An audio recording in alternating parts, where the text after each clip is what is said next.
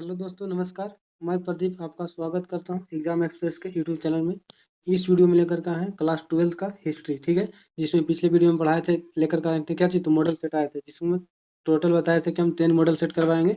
और जो इसको 10 मॉडल सेट को आप कर लेते हैं तो इससे बाहर आपका एग्जाम में नहीं पूछा जाएगा। और ये बिहार बोर्ड के अकॉर्डिंग कुछ बनाया गया है। तो चलिए क्वेश्चन की ओर चलते हैं।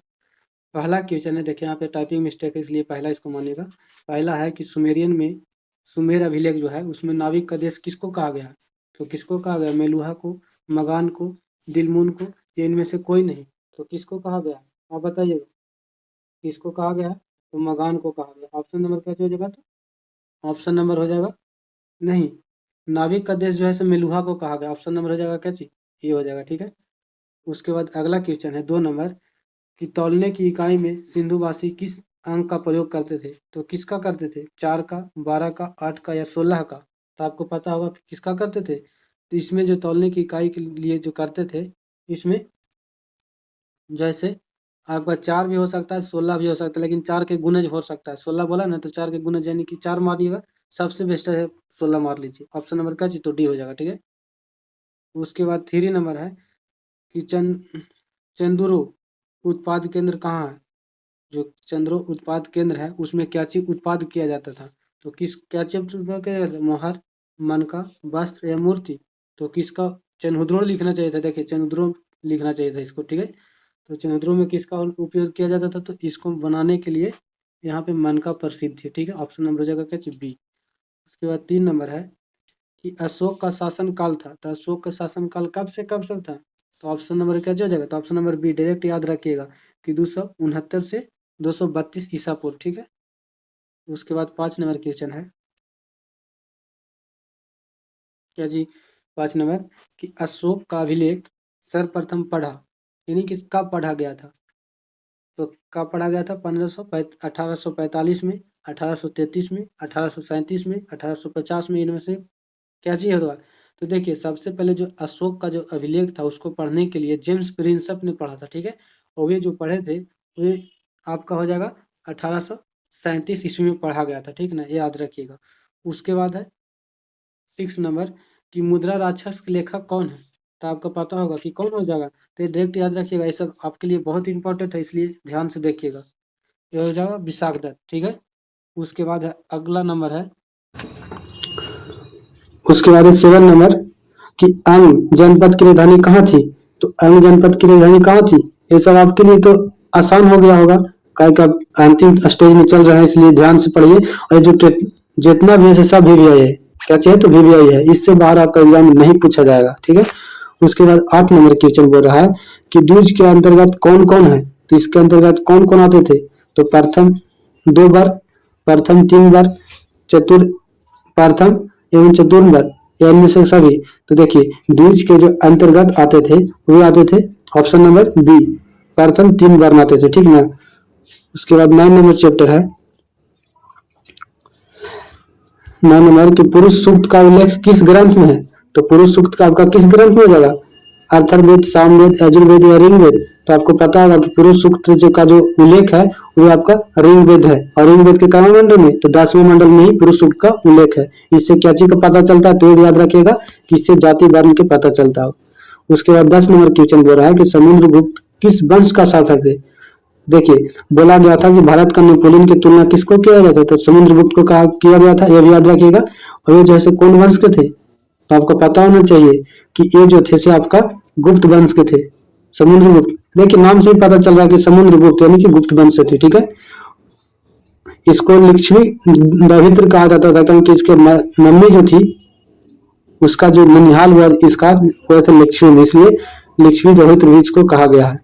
उसके बाद 11 नंबर है कि शास्त्रों के अनुसार राज करने का अधिकार था। तो शास्त्र के अनुसार राज करने का किसका अधिकार था। तो ये जो देखिए ये पुरुष सूक्त जो बताया ना उसी को में पढ़ाना है, तो इसमें जो है सो ब्राह्मणों का था, राज करने का अधिकार जो था सो ब्राह्मण के था। ऑप्शन नंबर क्या चलेगा, बी। अगर इसको आप देख लेते हैं तो इससे बाहर नहीं आएगा। टोटल 10 मॉडल सेट लेकर आए हैं, तो चलते हर समय इसको देखते रहिएगा, रिवाइज करते रहिएगा, ठीक है। कार्ले के चैत्य का किसने किससे निर्माण करवाया। जो कार्ले के चैत्य है वो किससे निर्माण करवाया, तो किससे, ईंटों से, पहाड़ के चट्टानों से, पत्थर से या संगमरमर से। तो इसको जो है किससे निर्माण किया गया था, तो ये पहाड़ के चट्टानों से निर्माण किया गया था। ऑप्शन नंबर क्या हो जाएगा, तो बी हो जाएगा। ठीक है, उसके बाद 13 नंबर क्वेश्चन है कि बौद्ध के लिए सबसे पवित्र स्थल क्या चीज था, तो क्या चीज था, स्तूप था, विहार था या चैत्य था या इनमें से कोई नहीं। तो इसके लिए जो सबसे मतलब पवित्र माना जाता है वो स्तूप माना जाता है। ठीक है, इसीलिए तो सांची का स्तूप प्रसिद्ध है। ठीक ना, उसके बाद जो है से 14 नंबर है कि रजनामा के नाम से किस ग्रंथ की फारसी अनुवाद किया गया। तो देखिए रजनामा किसको कहा जाता है, तो रामायण को, महाभारत को, गीता या उपनिषद को। तो जो रजनामा कहा जाता है बाबू, वो कहा जाता है महाभारत को। ठीक है, और महाभारत के फारसी अनुवाद में रजनामा कहा गया। ठीक ना, उसके बाद 15 नंबर कि गुलबदन बेगम ने किसके आगरा पर हुमायूंनामा लिखी थी। तो देखिए ये जो किसके आगरा पर बोल रही है, तो किसका आगरा, तो अकबर हो गया, हुमायूं हो गया, बाबर या फिर अबुल फजल। तो जो गुलबदन बेगम थी वो किसके आगरा पर लिखी थी, तो ये हो जाएगा क्या चीज, अकबर के कहने पर ही हुमायूंनामा लिखी थी, क्योंकि हुमायूं किसका पिता था, तो अकबर के था। ठीक है, इसलिए लिखा हुआ था। उसके बाद क्या चलेगा, 16 नंबर क्वेश्चन आपका बोल रहा है कि विजयनगर राज्य की स्थापना कब हुई थी।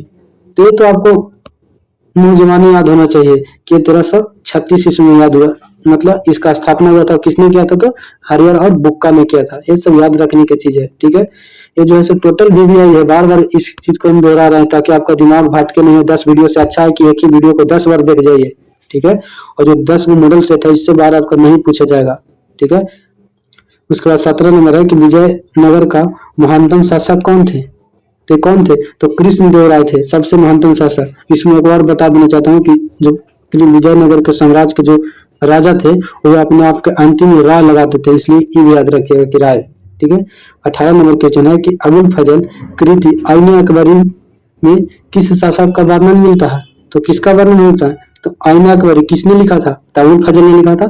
और जब आईने अकबरी से पता चल रहा है कि किसके बारे में होगा, तो अकबर के बारे में। सर तो कॉमन सेंस की है। ठीक है, उसके बाद 18 नंबर है, देखिए बोर्ड में आपका दिमाग मान के चलिए आंसर बुला गया तो आपका कॉमन सेंस ही काम आएगा। ठीक है, अकबरनामा एवं आईने अकबरी के अनुवादक कौन थे, तो कौन थे, बेवरिन थे, जैंटर थे, ब्लैकमैन थे या इनमें से सभी थे। तो देखिए ये जो हो जाएगा बाबू, आपका हो जाएगा सभी। मेनली आपको अगर पूछता तो अकबरनामा जो है अबुल फजल ने लिखा था, लेकिन इसमें सारे का सहयोग था, इसलिए इनमें से सभी मार दीजिएगा। उसके बाद है कि राजकुमार दारा का संबंध किससे था, तो राजकुमार दारा जो था किस संप्रदाय से था। इसको कहने का मतलब ये है, तो चिश्ती से था, सुरवर्दी से था, कादरी से था।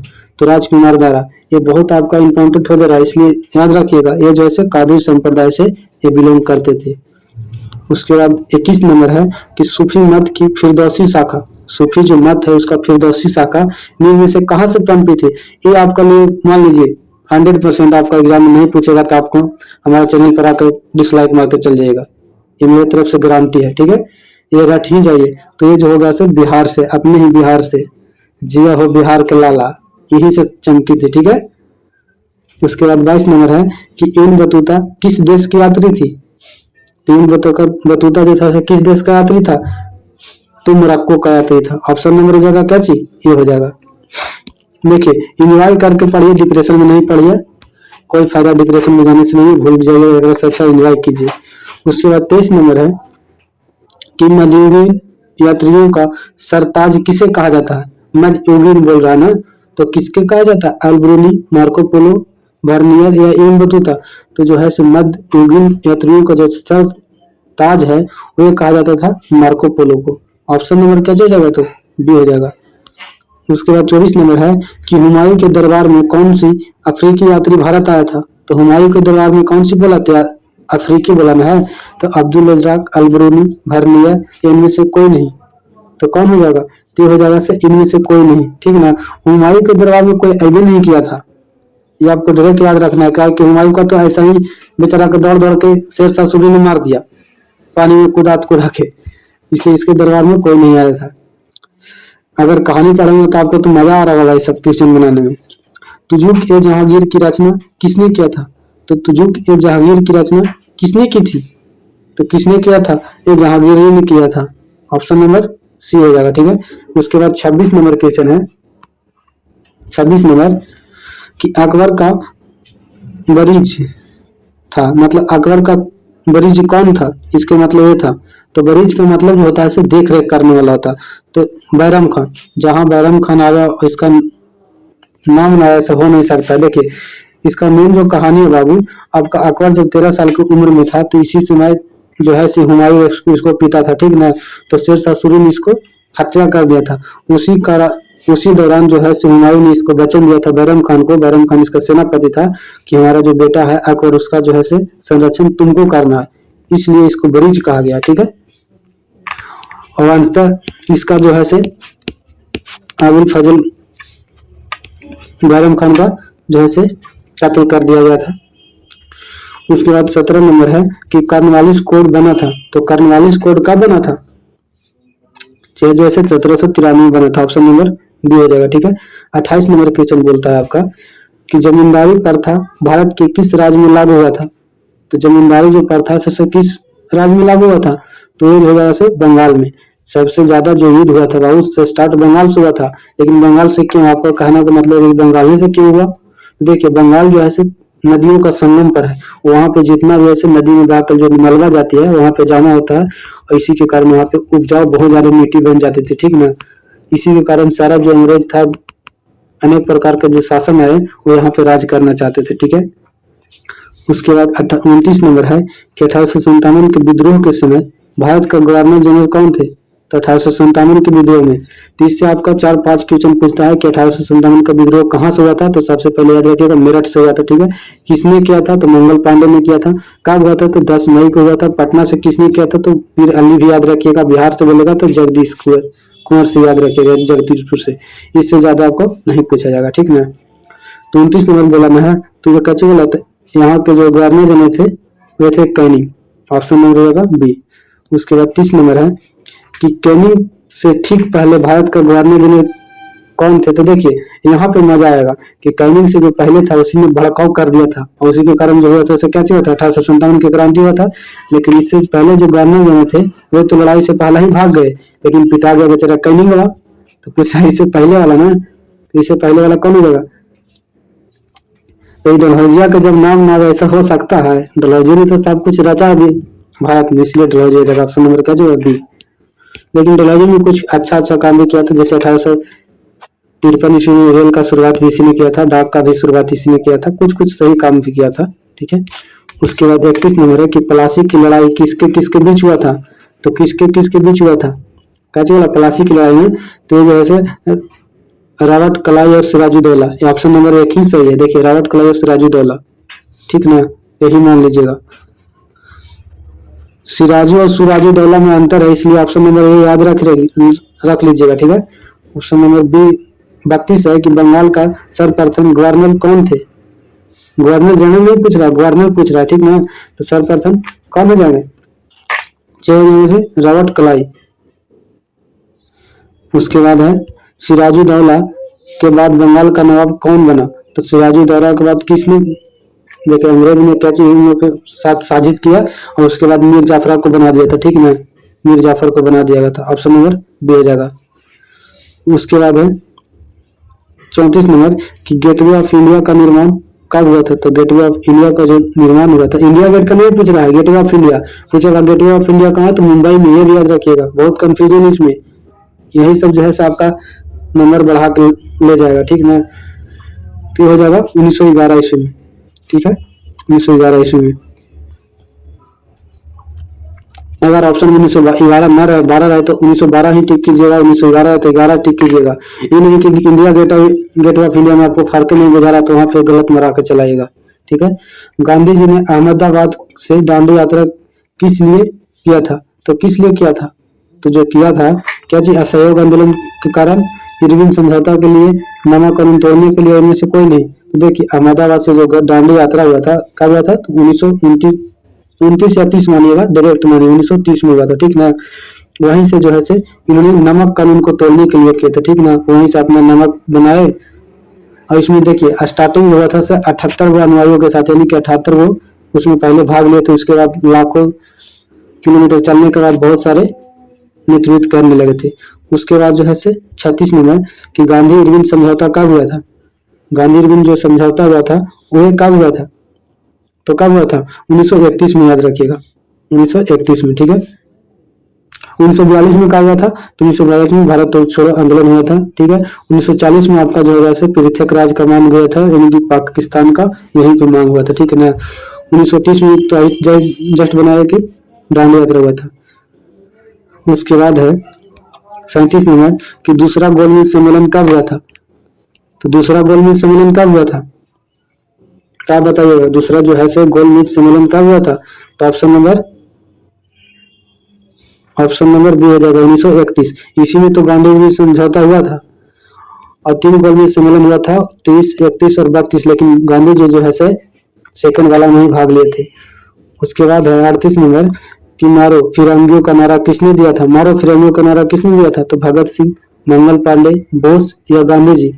तो देखिए, मारो फिरंगियों का जो नारा जो दिया था इसमें तो गांधी जी होंगे नहीं, मंगल पांडे ने दिया था। जब 1857 की क्रांति हुआ था मेरठ से, वहीं से बोला गया था कि मारो फिरंगी, ठीक है। उसके बाद 39 नंबर है कि भारत कब स्वतंत्र हुआ था? तो कब हुआ था? ये आपको पर छोड़ते हैं, ठीक है। उसके बाद इस मॉडल सेट का लास्ट क्वेश्चन है कि स्वतंत्र भारत का अंतिम गवर्नर कौन है? इससे पहले आपको फिर बता देता हूँ कि ये जो है टोटल VVI है। अगर इसको पूरा देख लेते हैं 10 भी मॉडल सेट को, तो इससे बाहर आपको पढ़ने की जरूरत नहीं है, ठीक है। तो चलिए, ये तो 39 नंबर आपको ऊपर छोड़ दिए, कमेंट में लिख दीजिएगा। और 40 नंबर जो है इसका लगा कि स्वतंत्र भारत का अंतिम गवर्नर जनरल पूछ रहा है जी। तो अंतिम गवर्नर जनरल कौन था? श्री राजगोपालाचारी। स्वतंत्र पूछा इसलिए, ठीक है। स्वतंत्र नहीं पूछता तो माउंट बेटन होता है, याद रखिएगा। तो चलिए, इस वीडियो में इतना ही, फिर मिलते हैं नेक्स्ट वीडियो में नेक्स्ट मॉडल के सेट के साथ। अगर वीडियो अच्छा लगे तो कमेंट करके बताइए, उसके बाद आपके लिए और अच्छे वीडियो लाएंगे। जय हिंद।